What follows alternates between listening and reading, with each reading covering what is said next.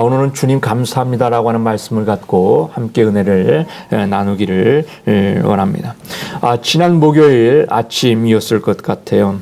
새벽 예배가 끝나고 집에 가면 따뜻한 온기가 저를 감싸는 것을 느끼게 됩니다. 옷을 갈아입고요. 커피 한 잔을 내리고, 물론 인스턴트 커피지만 향과 따뜻함이 좋습니다. 책상에 앉아서 독서등을 켜고요. 그날에 읽을 성경 2군데를 묵상을 합니다. 구약은 욥기서이고 신약은 복음서의 말씀을 하나하나 묵상을 해나갑니다. 기쁨의 교회를 시작하면서 복음서, 예수님의 행적은 매일매일 묵상한다. 반복이 돼도 계속 묵상한다. 라는 원칙을 제가 세웠습니다. 문득 묵상하다가 이런 생각이 들었습니다. 창으로 들어오는 적당한 밝음도 좋고 독서등의 불빛도 좋고 커피 향도 너무 좋다라는 생각이 되어졌습니다. 더더욱 이 아침에 고요함이 너무 좋다는 생각이 되어지더라고요. 나의 몸을 감싸는 스웨터도 좋았고 몸속에 따뜻하게 해주는 온도도 좋았습니다. 정말 모든 것이 좋았습니다. 그리고 감사하다는 생각이 들었습니다. 얼마 전까지만 해도 옷을 입어도 커피가 넘쳐나도 전혀 감사할 수 없었고 좋아할 이유가 하나도 없었습니다. 하지만 지금 제가 누리고 있는 모든 것들이 다 그저 감사할 뿐이다 라는 고백이 절로 나오더라고요. 그렇습니다. 지금 누리고 있는 것들이 너무나 감사한 아침이었다라는 생각이 되어집니다. 분주했던 모든 것들을 잠시 내려놓고 삶을 들여다보면 정말 감사한 일 아니겠는가라는 생각이 되어집니다. 너무 앞만 보고 달려가는 우리는 지금까지 이루어놓은 일들을 보지 않는 것 아닌가. 그저 아직도 이루지 못한 일, 이루어야 될 목표를 향해서 참 인생이 힘들고 괴로워하고 있는 자의 삶을 살고 있지 않던가. 예수님을 따르던 많은 사람들은 그저 예수님만 보고 오다 보니 빈들이었다라고 성경은 이야기합니다. 식사 때가 지나고 있었습니다. 예수님은 무심코 너희들이 저들에게 먹을 것을 주어라. 그렇게 말씀하십니다. 빌립이 우리가 어디서 떡을 사서 이 사람을 먹이겠습니까? 예수님 장정만 5,000명입니다. 라고 이야기를 합니다. 더 나아가 빌립은 이들을 먹이려면 500데나리온이나 필요합니다. 라고 이야기합니다. 엄청난 돈이 든다는 이야기이겠지요. 다시 말해 그들은 지금 10원 한 장도 없다는 이야기입니다. 돈이 없다는 이야기죠. 심지어는 자신들의 끼니를 해결할 돈도 그들에게는 없는데 이들을 한 사람의 끼니를 해결해 줄 수 있는 것조차도 우리에게는 없습니다. 이렇게 이야기하는 거죠. 베드로의 형제 안드레가 한 아이를 데리고 예수님께 나옵니다. 엄밀히 말하면 이 아이의 도시락을 가지고 온 것이지요. 도시락에는 물고기 2마리와 떡 5개가 전부입니다. 이것이 바로 현실이죠. 앞만 보고 달려가는 사람에게는 삶의 목표를 달성하기 위하여 힘쓰는 사람은 이 도시락은 오히려 그들에게 문제가 될 것 같습니다. 많은 사람들이 항의를 받아야 되고 불평등의 불만을 상대해야 되고 문제를 해결하느라 많은 에너지를 쏟는 것이 분명할 것입니다. 어찌 보면 이것이 우리의 현실일런지도 모르겠습니다. 여러분 현실은 어떻습니까? 물고기 2마리와 떡 5개밖에 없으면서 나는 큰 소리치고 있지 않습니까? 아니면 이것으로도 나는 충분히 할 수 있어. 그렇게 큰 소리치고 있지 않습니까? 속으로는 온갖 걱정과 염려와 근심과 걱정이 있음에도 불구하고 나는 괜찮아. 이렇게 위로를 하고 있지 않던가요? 최소한의 문제라도 우리는 주님께 아랠 줄을 알아야 되지 않겠습니까? 왜 그렇습니까? 시편 2편 8절은 이렇게 이야기합니다. 내게 구하라. 내게 이방 나라를 내 유업으로 주리니 내 소유가 땅까지 이르로다. 이렇게 이야기를 해요. 마태복음 18장 19절 이하는 이야기합니다. 진실로 다시 너에게 이르노니 너희 중에 2사람이 땅에서 합심하여 무엇인지 구하면 하늘에 계신 내 아버지께서 저희를 위하여 이루게 하시리라. 2-3사람이 내 이름으로 모인 곳에서 나도 그들 중에 있느니라. 이렇게 이야기를 해요. 그렇습니다. 성경은 우리에게 이야기를 해요. 문제가 있든가 그럼 구해야지. 문제가 있든가 그럼 기도해야지. 문제가 있음에도 기도하지 않는 건 문제지. 그렇게 이야기를 해요. 성경은 구하라고 이야기합니다. 기도하라고 이야기를 해요. 부르짖어야 받을 수 있다고 이야기하고 있는 것 아니겠습니까? 심지어는 2사람이 합심하여 무엇인지 구하면 이루어 주시겠다라고 이야기를 해요. 그 제목이 무엇인지는 저희는 잘 알지 못해요. 개인의 욕망을 위하여 기도하는지 아니면 개인의 욕심을 위하여 기도하는지는 잘 모르겠지만 그 주제는 담겨져 있지 않습니다. 하지만 주님은 말씀하세요. 무엇이든지 구하라는 거예요. 기도하라는 거예요. 그렇게 주님은 우리에게 말씀하고 있는 거예요. 여러분, 주제는 상관이 없습니다. 기도하는 거예요. 구하는 거예요. 그것이 저와 여러분의 몫인 거죠. 하나님은 그것에 대해서 응답을 어떻게 하실까? 그건 하나님의 몫이고 저와 여러분의 몫은 하나님께 구하는 거예요. 기도하는 거예요. 이게 예수님은 사람들을 무리지어 앉게 하시고 떡과 물고기를 축사하시고 사람들에게 나누어 주셨다고 이야기를 합니다. 저의 계산법으로 어린아이들과 여자들을 포함하면 아마 한 15,000명 이상이 되지 않았을까. 혼자 먹기도 부족한 음식을 주님께 가지고 가니까 그 음식이 15,000명을 먹이고 성경은 그렇게 이야기합니다. 그들의 원대로 주시니라. 이렇게 이야기를 해요. 한마디로 이야기하면 먹고 더 먹고 배부르게 먹이셨다는 거예요. 그리고 남긴 강주리가 12강주리라 성경은 그렇게 이야기를 해요. 사랑하는 성도 여러분, 예수님은 물고기를 축복하신 것이 아니에요. 떡을 축복하신 것이 아니에요. 어떤 분들은 돈이 돈을 낳지 재산이 있어야 재산을 낳는 것 아니겠어? 이렇게 이야기합니다. 그런데 주님은 그렇게 이야기하지를 않으세요. 하나님이 나를 이 땅에 보내셔서 구원의 문을 여시고 자신을 사용하신 것을 지금 감사한 축사를 하셨다라고 이야기합니다. 소위 말하면 감사의 기도를 한 것이죠. 주님, 이것 주심에 감사합니다. 나를 이 땅에 구원자로 보내주심에 감사합니다. 구원자로 이 땅에 쓰임받게 하심에 감사드립니다. 감사의 기도를 하셨다는 거예요. 그래서 요한복음 6장 14절은 이야기합니다. 그 사람들이 예수께 행하신 이 표적을 보고 말하되 이는 참으로 세상에 오실 그 선지자라 하더라. 이렇게 이야기를 해요. 사람들은 이것을 무엇이라고 이야기하는가? 표적이라고 이야기를 해요. 예수님을 참으로 세상에 오실 선지자라고 고백하는 일들이 일어나고 있는 거죠. 여러분, 제자들의 문제가 무엇이겠습니까? 지금까지 예수님께서 행하신 일들을 까맣게 잃어버리고 있는 겁니다. 죽은 자도 살리셨습니다. 눈먼 자의 눈을 뜨게 하셨고 병든 자의 병을 치료하셨고 놀라운 기적들을 행하셨음에도 불구하고 그분이 지금 나와 동행하고 있음에도 불구하고 제자들은 지금 그것을 까맣게 잃어버리고 있는 겁니다. 지금까지 자신들과 동고동락하고 있는 분이 누구인지를 지금 그들은 전혀 인지를 하고 있지를 못하고 있는 거예요.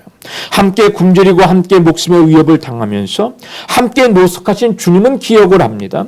하지만 눈먼 자의 눈을 뜨게 하고 죽은 자도 살리시고 귀신을 내어 쫓으시고 앉은 병이도 일으키신 예수님을 그들은 지금 잊고 있는 겁니다. 그저 앞만 보고 갈 뿐입니다. 목표를 향해 삶을 살아갈 뿐입니다. 그러니 늘 현재가 불평입니다. 늘 현재가 불만입니다.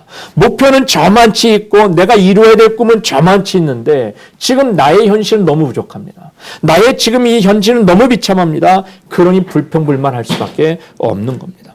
그저 앞만 보고 갈 뿐입니다. 목표를 향해 살아갈 뿐입니다. 목표를 이루면 살맛이 나지만 오래 못 갑니다. 목표를 이루면 행복하지만 그 감정은 곧 사라집니다. 야, 내가 집 조금 30평대로만 이사만 갈 수 있으면 좋겠다. 더 벌을 것 없겠다. 행복하겠다. 이사 갑니다. 하지만 그것이 불과 몇 달 못 갑니다. 그 행복이 불과 몇 년 못 갑니다. 야, 왜 이렇게 집이 좁아? 또 이런 어려움 가운데 봉착하게 되어지죠. 감정은 곧 사라집니다. 그리고 또 다른 목표를 세우고 힘들어합니다. 조금 더 평수 늘려갔으면 하는 생각을 합니다. 또 다른 산을 넘어가게 되어지면 그 산을 넘고 나서 의기투합을 합니다. 그래, 한번 해보자. 열심히 해보자. 또 더 나은 집을 위하여, 더 넓은 평수를 위하여 한번 애써보자. 그렇게 노력합니다. 하지만 힘들어 지쳐 쓰러질 때가 많이 있습니다. 남들 앞에서는 자신이 있습니다. 하지만 남몰래 힘들어하면서 걱정과 근심으로 잠 못 이루는 밤을 보낼 때가 많이 있습니다. 사랑하는 여러분, 지금까지 나와 동행하신 하나님이 그렇게 시시하신 분이시던가요? 오늘 일은 오늘 걱정하고 내일 일은 내일 걱정하라고 하는 삶을 살라고 말씀하시는 그분께서 정말 능력이 없는 분이시던가요? 어떻습니까? 오병의 주님을 여러분 경험하고 싶지를 않으시던가요? 성경은 그렇게 이야기합니다. 이사야 46장 9절에서 10절입니다. 너희는 옛 정리를 기억하라고 이야기합니다. 나는 하나님이라 나 외에 다른 이가 없느니라. 나는 하나님이니라. 나 같은 이가 없느니라. 내가 시초부터 종말을 알리며 아직 이루지 아니한 일을 옛적부터 보이기 이르기를 나의 뜻이 설 것이니 내가 나의 모든 기뻐하는 것을 이루리라 하였노라. 이렇게 이야기해요. 주님은 우리에게 말씀하세요. 앞으로의 목표는 잘 모르겠지만 지금까지 삶을 살아온 모든 일들을 기억해보라고 이야기를 해요. 너 힘으로 살아왔던가? 아니죠. 나는 하나님이라는 거예요. 하나님이 지금 너를 장중의 오른손으로 붙들고 지금까지 인도하셨던 그 하나님이 앞으로도 인도하지 않겠는가? 앞으로도 너의 길을 붙들어주지 않겠는가? 그 하나님을 기억하라고 이야기를 해요. 무엇을 보면서? 과거의 옛적에 행하신 일들을 보면서 기억하라는 거예요. 내일은 잘 모르겠어요. 하나님이 어떤 기적을 베푸실지, 어떤 일들을 이행하실지를 잘 모르겠어요. 그런데 중요한 건 지금까지 나의 과거의 모든 삶을 행하셨던 일들, 지금까지 나를 인도하셨던 아버지 하나님, 나의 산성이시여 피할 바이셨고 나의 요새셨던 그 아버지 하나님이 지금까지 나를 어떻게 인도하셨던가. 죽음의 위기 가운데서 건져주셨고 어려움 가운데 눈물을 닦아주셨고 고생 가운데 우리를 건져주셨던 그 하나님, 저는 신뢰하죠. 믿지요. 지금까지 그 인도하셨던 그 하나님을 기억을 한다면 앞으로도 그 주님을 신뢰할 수밖에 없는 건 아니겠는가. 주님은 말씀하세요. 나는 하나님이라. 나는 하나님이라. 여러분, 제가 믿고 있는 이 하나님이 저와 여러분의 하나님이신 줄로 믿습니다. 이 하나님이 여러분을 붙드시고 인도해 주실 거라는 거예요. 여러분, 저는 물론 모태신앙이라 잘 모르겠지만 세상에 하나님만한 신이 없다라고 자부합니다. 세상의 신은 물질에 의하여 부족에 의하여 구술하면 소원 등불을 달면 재앙의 마음을 돌이키는 신 아니겠는가. 아직도 성도 여러분 중에 이런 하나님의 은혜를 경험하지 못한다면 지금부터 사모하여 경험하시길 주님의 이름으로 축원합니다. 지금까지 나를 인도하셨던 하나님, 앞으로도 인도하실 하나님, 오비영의 축복을 부어주십시오. 오비영의 경험을 경험케 하시옵소서라고 기도하시길 주님의 이름으로 축원합니다. 그렇습니다.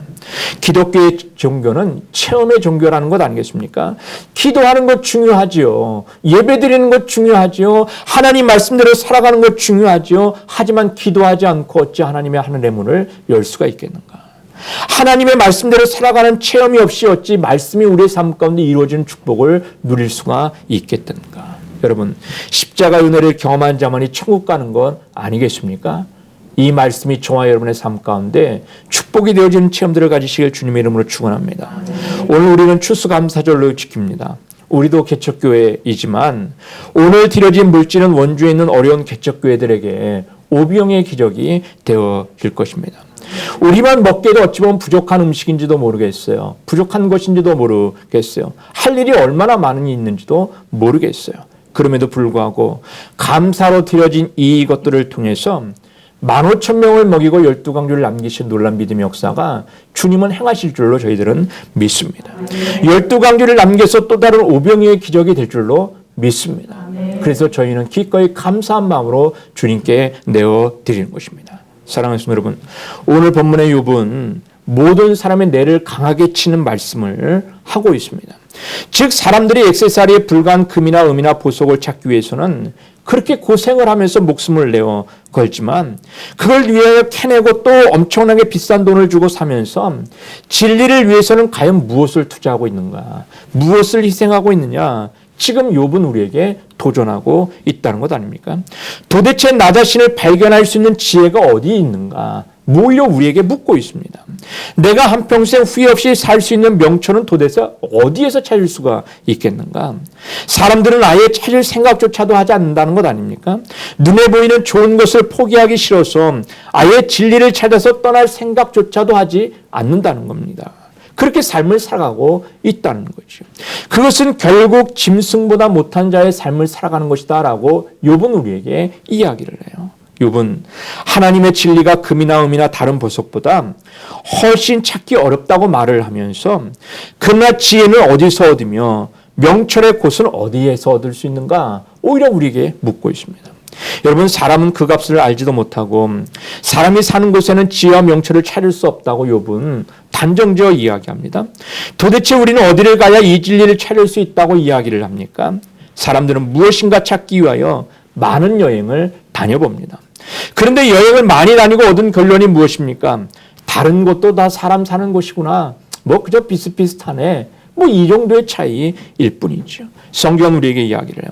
28장 23절에 보면 하나님의 그 길을 아시며 있는 곳을 아시나니 그렇게 이야기를 해요. 그렇습니다. 지혜를 아는 사람은 오직 하나님 한 분밖에 없다는 것 아닙니까? 우리가 하나님을 믿지 않고는 절대로 이 지혜를 얻을 수 없다고 이야기를 합니다. 28절에 보니까 또 사람에게 말씀하셨도다. 보라, 주를 경외함이 곧 지혜요 악을 떠남이 명철이니라. 여러분, 지혜가 무엇이라고 이야기합니까? 하나님을 믿는 것이라고 이야기를 해요. 그냥 장난삼아 믿는 것이 아니라 두려워하면서 믿는 것이 바로 그 지혜라라고 이야기를 하고 있어요. 즉 하나님을 믿는 것이 나의 생명이 되어야 한다고 이야기를 해요. 그리고 하나님이 기뻐하지 않는 모든 악을 버리는 것이 명철이라고 성경은 우리에게 이야기를 해요. 여러분, 이 세상에서 가장 귀한 지혜를 가진 사람은 하나님을 기쁘시게 하는 사람임을 여러분 기억해야 될 줄로 믿습니다.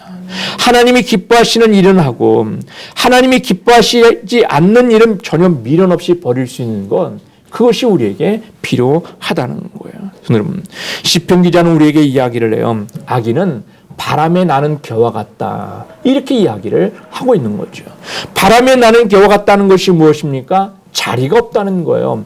이리저리 흔들리게 되는 것이죠. 이 사람의 말에 의하여 저 사람의 말에 의하여 이것의 환경에 의하여 저것의 환경에 의하여 계속 흔들리는 자의 삶을 살아간다는 거예요. 그게 악인이라는 거예요. 나쁜 짓을 해서가 악인이 아니라 내 자리가 없는 것이 악인이라는 거예요. 하나님께서 허락하신 믿음의 자리가 없는 것이 악인이라고 성경은 우리에게 이야기를 해요. 그런데 복 있는 사람은 어떻든가요?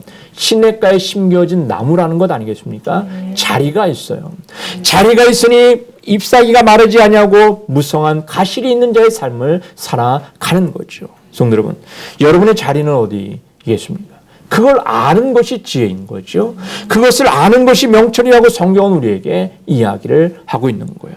바라기는 저와 여러분이 이리저리 흔들리는 믿음의 성도의 삶을 살아가는 것이 아니라 주님 안에서 깊게 뿌리내리는 시냇가에 심겨진 복 있는 성도들이 되실 수 있기를, 그래야 지혜 있는 믿음의 성도들이 되시기를 주님의 이름으로 축원합니다. 그래서 성경은 디모데전서 4장 5절은 우리에게 이렇게 이야기를 해요. 하나님의 말씀과 기도로 거룩하여집니다. 이렇게 이야기를 해요. 날마다 말씀을 상고하는 이유가 무엇이겠습니까? 우리가 욥기서를 계속해서 묵상하는 이유가 무엇이겠습니까? 그것은 말씀이 있어야 우리가 거룩해질 수 있기 때문에, 기도해야 우리가 거룩해질 수 있기 때문에 그런 것 아니겠습니까? 이것을 성경은 우리에게 지혜라, 명철이라 그렇게 성경은 우리에게 이야기를 해요. 바라기는 욥과 같은 지혜로운 믿음의 성도들 되시기를 주님의 이름으로 축원합니다. 저는 이제 말씀을 정리하려고 해요. 욥은 고난과 환난을 통해서 믿음이 성숙되어져 가는 것을 우리가 보게 되어지죠. 정말 욥기서를 요즘 묵상하면서 참 힘들기도 하지만 또한 보람도 또한 기쁨도 맛보는 것이 있어요. 그것이 무엇인가 하면 처음에는 왜 욥이 시험을 당해야 하는가? 그저 하나님과 사단과 두 분이 해결하시면 되지. 그 가운데 왜 욥이라고 하는 사람을 끼셔가지고 42장의 긴 내용이 돌고 도는 계속 반복되어지는 것 같은 이야기들이 계속 되어지는 것인가, 이런 생각을 하게 되어졌어요. 왜 욥을 괴롭게 하시나? 그냥 하나님과 사단이 둘이 해결하시면 되지. 하지만 그가 고난과 연단을 통해서 그의 친구들과 대화하는 장면이 3번이 반복이 되어집니다. 그 3번의 반복 속에서 계속해서 이 욥은 믿음이 점점 성장하는 것을 보게 되어집니다. 이제는 하나님의 정금과 같은 믿음의 신앙인으로 성장하는 모습들을 우리가 보게 되어지더라는 거죠. 처음에는 물질이 많았습니다. 자녀들도 있었습니다. 그리고 많은 사람들에게 존경과 또한 위엄도 있었습니다. 하지만 그때와 지금의 고난 가운데 있던, 자녀도 잃어버렸고 물질도 잃어버렸고 명성도 잃어버린 이 시점 가운데 그는 하나님만을 믿는 정금 같은 신앙으로 거듭나게 되어진 것을 우리가 보게 되어지죠. 여러분, 하나님이 귀하게 쓰실 수 있는 사람이 되어졌다는 거죠. 여러분, 고기 뱃속에서 고난을 겪을 정도의 요나와는 전혀 다른 경험을 지금 그는 하고 있습니다. 오병이어를 만들어가는 사람이 되어지는 일들이 그에게 일어나죠. 바라기는 저와 여러분이 요나가 아닌 욥의 축복을 경험하며 나가시길 주님의 이름으로 축원합니다. 욥과 같은 믿음의 사람이 되실 수 있기를 주님의 이름으로 축원합니다. 신앙의 연수가 날마다 더해져 갈수록 신앙의 진보를 이루어서 비록 내게 있는 것이 아무것도 없다 할지라도 그럼에도 불구하고 내 손에 있는 하나님의 은혜가 있고 하나님의 감사가 있고 하나님의 능력이 있음으로 말미암아 그것을 통하여 감사하고 찬송할 수 있는 믿음의 성도들이 되실 수 있기를 주님의 이름으로 축원합니다.